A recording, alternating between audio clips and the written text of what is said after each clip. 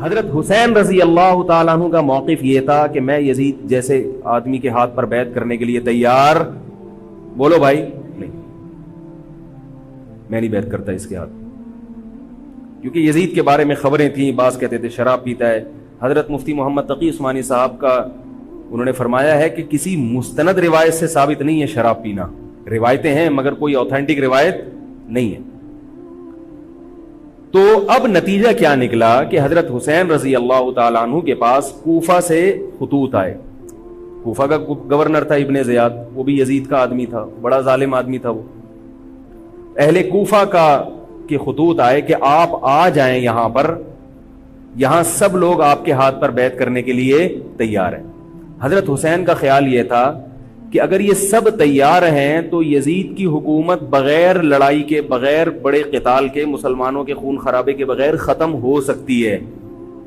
آئی بات سمجھ میں؟ جو انفارمیشن آپ کو ملی تھی، جو نالج آپ کو ملی تھی، وہ نالج غلط تھی۔ اگر وہ نالج صحیح ہوتی تو حضرت حسین کبھی کربلا کی طرف رخ نہ کرتے، کیونکہ حضرت حسین کا موقف بھی یہی تھا کہ مسلمانوں کی تلواریں آپس میں نہ چلیں۔ حضرت حسین رضی اللہ تعالیٰ عنہ کے پاس جب 50 سے زیادہ خطوط آئے ہیں اہل کوفہ کی طرف سے کہ آپ آئیے، آپ آئیے، آپ آئیے، تو پہلے حضرت حسین رضی اللہ تعالیٰ عنہ نے اپنے رشتہ دار جو آپ کے چچزاد تھے مسلم بن عقیل، ان کو بھیجا۔ نتیجہ کیا نکلا؟ مسلم بن عقیل کا وہاں پر حکومت نے گرفتار کر کے ان کو قتل کر دیا۔ اب یہ ایک ایسا ظلم تھا جس کے ظاہر ہے کہ کسی کو سفیر بنا کے بھیجا جائے، کسی کو حال احوال دیکھنے کے لیے بھیجا جائے، اور حضرت حسین کی نیت ہرگز بغاوت کی نہیں تھی، مگر کوفہ کے گورنر کو اور یزید کو یہ خیال تھا کہ خلافت کے اصل اہل یقیناً یہی ہیں، کہیں ایسا تو نہیں ہے کہ یہ امیر بننا چاہتے ہیں، یہ خلیفہ بننا چاہتے ہیں۔ ایک خوف اس کے دل میں بیٹھ گیا تھا، ایک لاشعور میں خوف ہوتا ہے نا، انسان کے دل میں بیٹھ جاتا ہے کہ آپ 100 دفعہ بھی کہیں بھی میری یہ نیت نہیں ہے، مگر وہ ڈر رہا ہوتا ہے کہ یار یہ کچھ کر نہ لیں۔ تو جب مسلم بن عقیل کو شہید کیا گیا، حضرت حسین رضی اللہ تعالیٰ عنہ جا چکے تھے۔ جب حضرت حسین رضی اللہ تعالیٰ عنہ کوفہ کی طرف جا رہے تھے، بہت سارے صحابہ نے آپ کو منع کیا، جن میں عبداللہ ابن عمر رضی اللہ تعالیٰ عنہ بھی تھے، عبداللہ ابن عباس رضی اللہ تعالیٰ عنہ بھی، کہ آپ یہ کام نہ کریں۔ بعض نے تو کہا کہ ہمیں آپ کی شہادت کا یقین ہے، کیونکہ جس حالات میں آپ جا رہے ہیں حکومت یہ سمجھے گی کہ بغاوت کرنے آ رہے ہیں، لہذا وہ آپ کو کیا کرے گی؟ اس بیس پہ قتل نہیں کرے گی کہ آپ نواسہ رسول ہیں، کیونکہ وہ بھی مسلمان تھے، اس بیس پہ قتل کرے گی کہ آپ کی نیت کیا ہے، حکومت کے خلاف بغاوت۔ تو ان کے پاس ایک اپنے آپ کو برحق ثابت کرنے کے لیے ایک دلیل ہوگی کہ حکومت کا باغی جو بھی ہو اسے کیا کر دو؟ قتل۔ رسول اللہ صلی اللہ علیہ وسلم نے فرمایا، صحیح حدیث ہے، کہ جب مسلمان کسی ایک امیر پہ جمع ہو جائیں تو اس کے خلاف جو بھی اٹھے، نبی نے فرمایا اس کو قتل کر دو، کائنم من کان، چاہے وہ اس کے خلاف اٹھنے والا کتنا ہی نیک کیوں نہ ہو۔ یہ حدیث کے الفاظ ہیں۔ حضرت حسین کا موقف یہ تھا کہ میں نے ابھی تک یزید کی خلافت اور حکومت کو تسلیم نہیں کیا، لہذا میں اس وعید میں داخل نہیں ہوں۔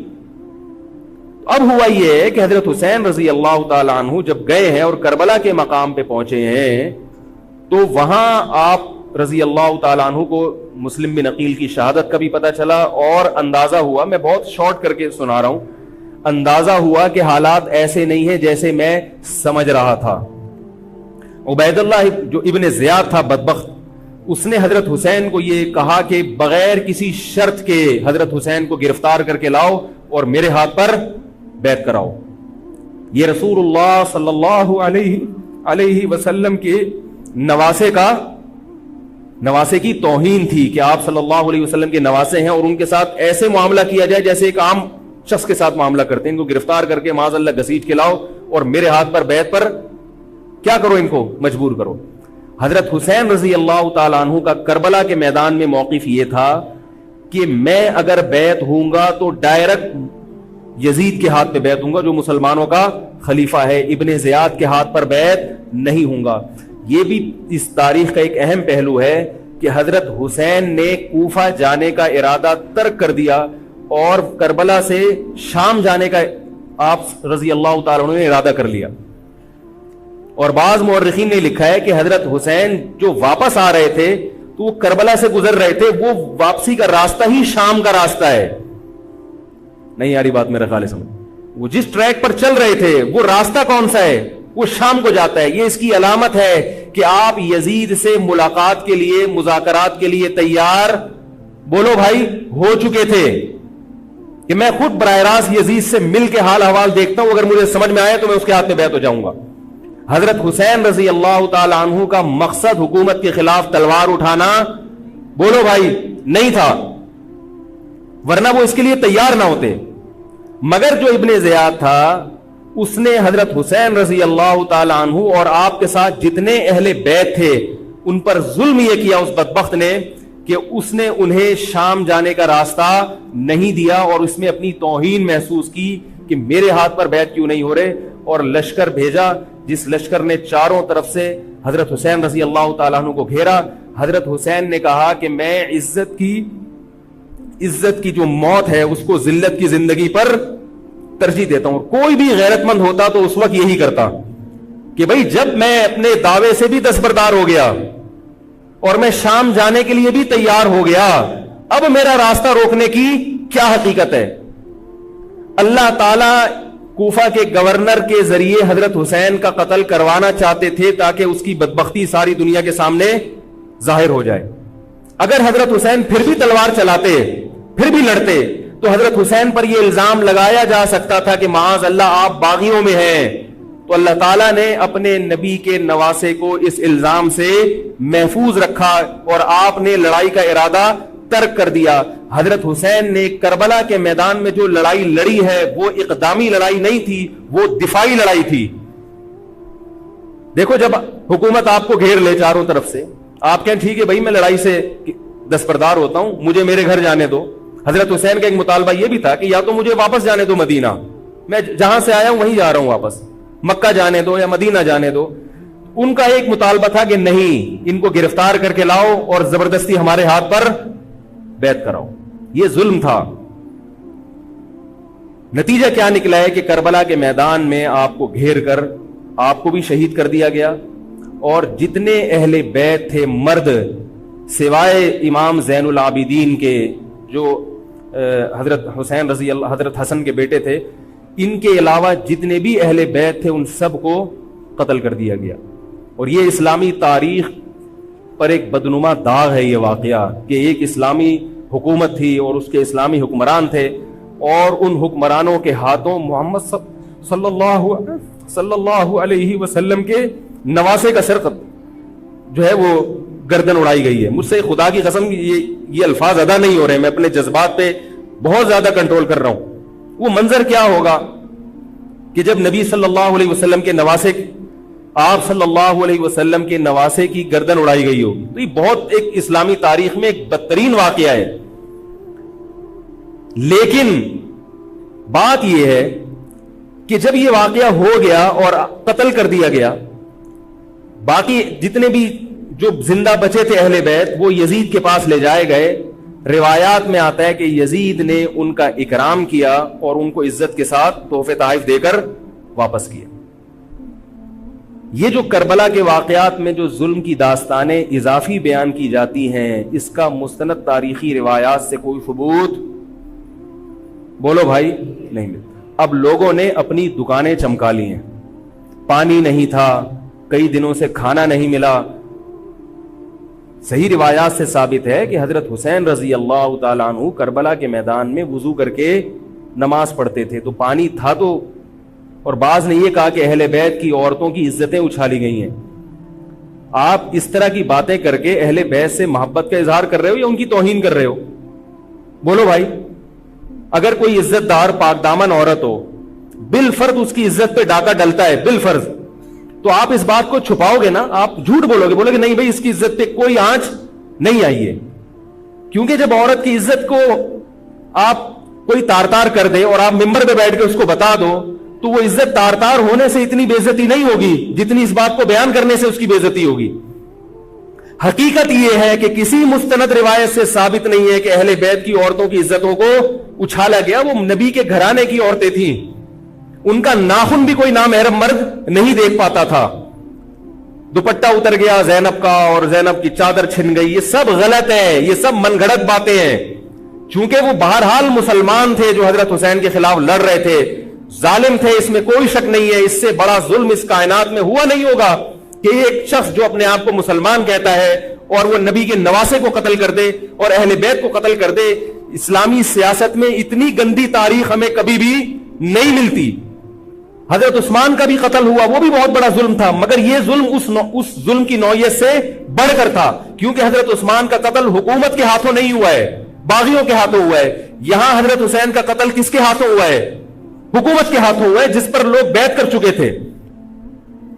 تو یہ اسلامی تاریخ میں ایک بہت بڑا بدنما داغ ہے, مگر اس کو بیان جس انداز سے کیا جاتا ہے اور جتنے قصے کہانیاں من گھڑت سنائے جاتے ہیں ان کا حقیقت سے تعلق نہیں ہے. ہماری نظر میں چاہے پانی بند کیا ہو یا نہیں کیا ہو, کھانا ملا ہو یا نہیں ملا ہو, ہماری نظر میں حضرت حسین رضی اللہ تعالی عنہ کا سر قلم کر دینا ہی کائنات کا بدترین ظلم ہے.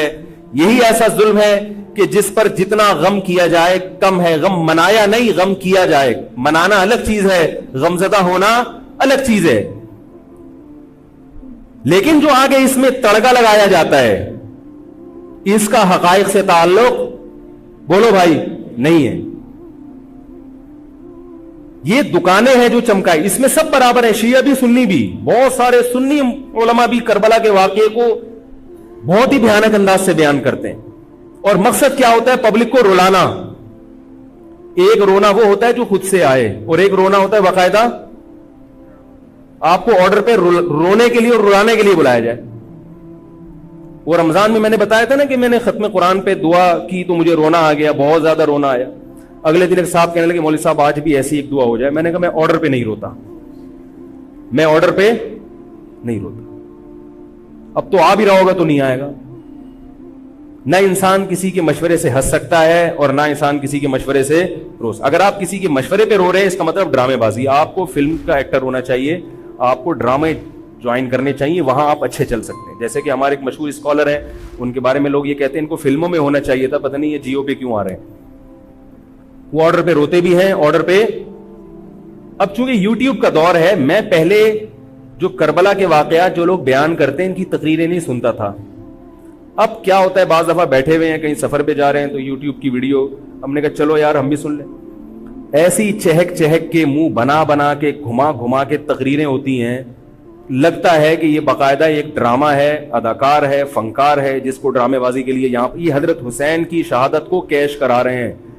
یہ حضرت حسین سے محبت کرنے والے نہیں ہیں, یہ ان کی شہادت کو دیکھو. اس کی مثال ایسے جیسے کوئی محلے میں مر گیا, کسی سیٹھ کا بیٹا مرا, اب آپ کو سیٹھ سے قرضہ چاہیے تو سب سے زیادہ آپ روگے نا, تاکہ سیٹھ صاحب سمجھیں کہ محبت سب سے زیادہ کس کو ہے؟ آپ کو. تو آپ اس کی بیٹے کی موت کو کیا کرا رہے ہو؟ کیش کرا رہے ہو.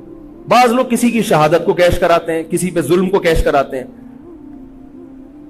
تو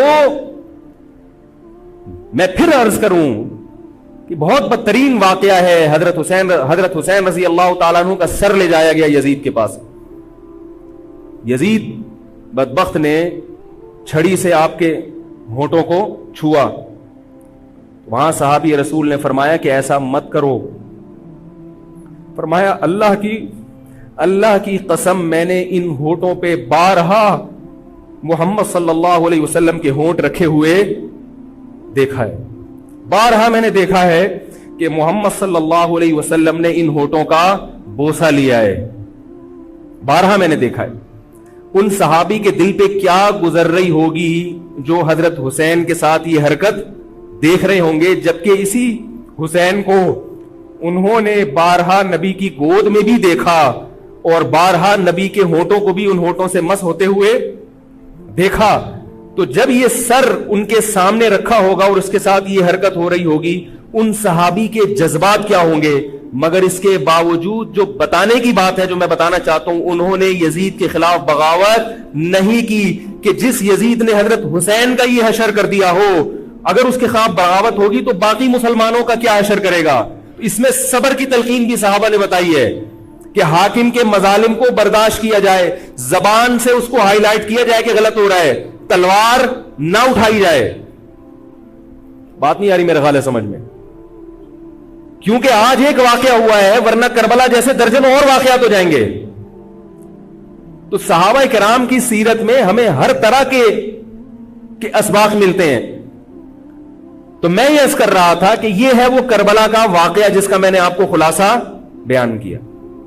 اس کے بعد کیا ہوا ہے کہ یہ جو بنو امیہ کی حکومت تھی, اس کی وہ ویلیو صحابہ کرام کے دل میں نہ رہی جو پہلے کسی حد تک برقرار تھی. یہ بہت ایک حکومت کے خلاف لوگوں کے دل میں بغض پیدا ہو گیا اور بالآخر بغاوتیں شروع ہوئیں. لیکن جمہور صحابہ کا موقف پھر بھی یہی تھا کہ حکومت کے خلاف بغاوت جائز, بولو بھائی, نہیں. اور اسی طرح کے ظالم لوگ آتے رہے, اور انہی کی اولادوں میں بنو امیہ میں اللہ نے پھر عمر ابن عبدالعزیز کو پیدا کیا. عمر ابن عبدالعزیز بھی انہی ظالم لوگوں کی اولاد تھے, مگر اسلام چونکہ قیامت تک رہنے کے لیے آیا ہے تو اللہ کو اپنا دین محبوب ہے, اللہ غیب سے انتظام کرتے ہیں. عمر ابن عبدالعزیز جیسے ہی حکومت میں آئے ہیں, خلیفہ بنے ہیں, آپ رضی اللہ تعالی عنہ نے وہ بنو امیہ کی جو جاہلانہ چیزیں تھیں ان سب کو ختم کر دیا. حکومتی ملکیت کو جو ذاتی خزانہ لوگ سمجھنا شروع کر دیا تھا اس کو ختم کیا. عمر بن عبدالعزیز کی ایک تاریخ ہے, ان کو 5واں خلیفہ راشد کہا جاتا ہے. علم حدیث کو مرتب کیا گیا, فقہ کو مرتب کیا گیا, حدیث کا علم ضائع ہو رہا تھا. آپ نے حکم دیا کہ اکتب ما کان من حدیث رسول اللہ صلی اللہ علیہ وسلم فإنی اخاف ضیاع العلم والعلماء. فرمایا مجھے علم اور علماء کے ضائع ہونے کا خطرہ ہے, محمد صلی اللہ علیہ وسلم کی حدیثوں کو ریٹن فارم میں لایا جائے. تو باقاعدہ پھر حدیث کو باقاعدہ جمع کیا گیا کتابوں کی شکل میں, اور آج ہمارے پاس وہ حدیث محفوظ ہیں. فقہاء کرام کا دور آیا تو اللہ تعالیٰ نے حضرت عمر بن عبدالعزیز کے دور میں امت کو الحمدللہ دوبارہ جمع کر دیا. عمر بن عبدالعزیز کے بعد پھر بغاوتیں ہوئیں, بالآخر بنو امیہ کی حکومت کا خاتمہ ہوا, بنو عباس کی حکومت آئی. مگر بنو عباس کی حکومت آنے سے بنو امیہ کی حکومت مکمل ختم نہیں ہوئی. وہی ہوا کہ آپ نے اچھی نیت سے بغاوت کی, مگر اس کا نقصان زیادہ. وہ کیا ہوا, بنو امیہ بھاگ گئے, اندلس میں حکومت قائم کر لی, اور ادھر بنو عباس کی. تو یہ تاریخ میں پہلا واقعہ تھا کہ اسلامی خلافت 2 حصوں میں ڈیوائیڈ ہو گئی. اس کے بعد آج تک ایک جگہ مسلمان جمع نہیں ہو سکے. کیوں؟ مسلمانوں نے اس حدیث کی مخالفت کی کہ امیر کے خلاف بغاوت, بولو بھائی, نہیں کرو. اب میں آپ سے ایک بات کہتا ہوں کہ بالآخر ڈیوائیڈ ہوتے ہوتے ہوتے ہوتے آج پتہ نہیں کتنے سارے اسلامی ملک بن گئے. پاکستان میں الگ ہے, سعودی عرب کی پالیسیاں الگ ہیں, دبئی الگ چل رہا ہے, قطر اور سعودیہ کا پھڈا ختم نہیں ہو رہا. 1920 تک تو پھر بھی خلافت عثمانیہ تھی, اگرچہ پوری دنیا پہ نہیں تھی. ہندوستان میں الگ حکومت تھی, خلافت عثمانیہ الگ تھی, اندلس میں الگ حکومت تھی, مگر پھر بھی مسلمانوں کی 3-4 بڑی بڑی حکومتیں تھیں جو ایک اور کسی حد تک ان میں اتحاد تھا. 1920 میں وہ بھی ختم, اور اتنے سارے ممالک وجود میں آ گئے, سب کی الگ الگ پالیسیاں ہیں. اب جو آدمی خلافت کے نام پہ جہاد کی بات کرتا ہے وہ لوگوں کو ایک امیر پہ جمع نہیں کرے گا. جتنے ملک بن چکے ہیں نا, ان کو مزید توڑ کے, اگر یہ 20 ہیں تو 40 بنا دے گا ان کو. بہت مشکل ہے سمجھانا بھائی. اب اگر کوئی کہتا ہے نا ظالم حاکم کے خلاف تحریک چلاؤ, آؤ ہمارے ساتھ مسلح بغاوت میں شامل ہو, ہم حکومت کے خلاف تلوار اٹھائیں گے, تو نتیجہ کیا نکلے گا؟ یہ سارے مل کے ایک امیر نہیں بن جائیں گے. یہ اگر 20 ہے نا تو کتنے ہو جائیں گے؟ بولو بھائی, 40. جیسے جو جماعت المسلمین بنی نا کہ 4 فقہ ہیں, حنفی, شافعی, مالکی, ہم نہیں مانتے, تو سب کو ختم کرو, ایک بناؤ. تو اس ایک بننے سے یہ ختم نہیں ہوئے, بلکہ 4 کے بعد کتنے آ گئے؟ 5 ہو گئے. نہیں آ رہی بات میرا خیال؟ آ رہی ہے الحمدللہ. اور بھی جو بھی اس کی باتیں کر رہے ہیں نا, امت کو اتحاد کے لیے آ جاؤ, میرے پاس آ جاؤ, تو وہ 6واں بنا رہا ہے, 7واں بنا رہا ہے, پھر 8واں بنا رہا ہے, ایسے بنتے چلے جا رہے ہیں. او بھائی جو ہے وہاں بریک لگا دو, اللہ کا واسطہ روک دو ان کو, کوئی بات نہیں, 4 ہیں, جو جس کو فالو کرے ٹھیک ہے, کچھ نہیں ہوتا اس سے, ہمیشہ سے چلے آ رہے ہیں. تو اب اگر ایک خلیفہ نہیں ہے, ہونا تو چاہیے ایک ہی خلیفہ, نہیں ہے تو جو ہے اسی پہ گزارا کرو, ورنہ اس سے بھی جاؤ گے, تمہاری کوئی مضبوط طاقت اور قوت ہوگی نہیں. کافر جب چاہے گا تمہیں ٹیشو پیپر کی طرح استعمال کر کے پھینک دے گا. تو کربلا کے واقعہ سے ہمیں کیا سبق ملتا ہے علامہ ابن تیمیہ رحمہ اللہ تعالی فرماتے ہیں کہ جمہور صحابہ کی جو رائے تھی، حضرت حسین رضی اللہ تعالیٰ عنہ کی بھی اپنی ایک رائے تھی، مگر ابن تیمیہ رحمہ اللہ فرماتے ہیں کہ اگر حضرت حسین رضی اللہ تعالیٰ عنہ کربلا کی طرف خروج نہ کرتے تو ابن تیمیہ کی رائے یہ ہے کہ یہ زیادہ بہتر تھا۔ اب آپ کہیں گے کہ صحابی رسول کی رائے سے اختلاف کر رہے ہیں، نہ وہ کہہ رہے ہیں وہ جو جمہور صحابہ تھے جو حضرت حسین کو منع کر رہے تھے وہ بھی تو صحابہ تھے، حضرت حسن بھی تو صحابی تھے، حضرت حسن نے حضرت معاویہ کے خلاف لڑائی نہیں لڑی، تو صحابہ کی دو رائے تھی، جمہور ایک طرف تھے، تو فرماتے ہیں اگر یہ نہ ہوتا تو زیادہ بہتر تھا۔ لیکن حضرت حسین رضی اللہ تعالی عنہ کے بارے میں ہمارا موقف یہ ہے کہ وہ یہ سب کچھ اس وقت کے جو حالات تھے اس میں کوئی بھی ہوتا اور غیرت مند ہوتا تو وہ یہ کرنے پر مجبور تھا، اور اس میں دھوکہ کس نے دیا حضرت حسین کو؟ اہل کوفہ نے، جس کا حضرت حسین کو علم نہیں ہو سکتا۔